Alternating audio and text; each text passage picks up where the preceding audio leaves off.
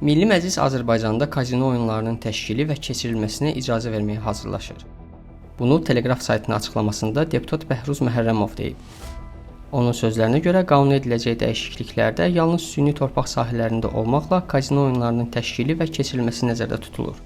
Stat: Sənədə əsasən kazino oyunlarının təşkili və keçirilməsi qaydası müvafiq icra hakimiyyəti orqanının müəyyən etdiyi qurum tərəfindən müəyyən edilir.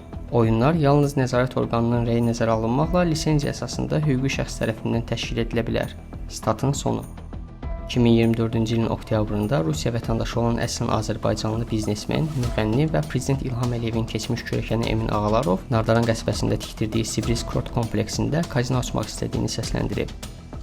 O, Rusiyalı jurnalist Kseniya Sobçaka müsahibəsində deyib ki, hökumət kazinoların qanuniləşdirilməsi ideyasını nəzərdən keçirir.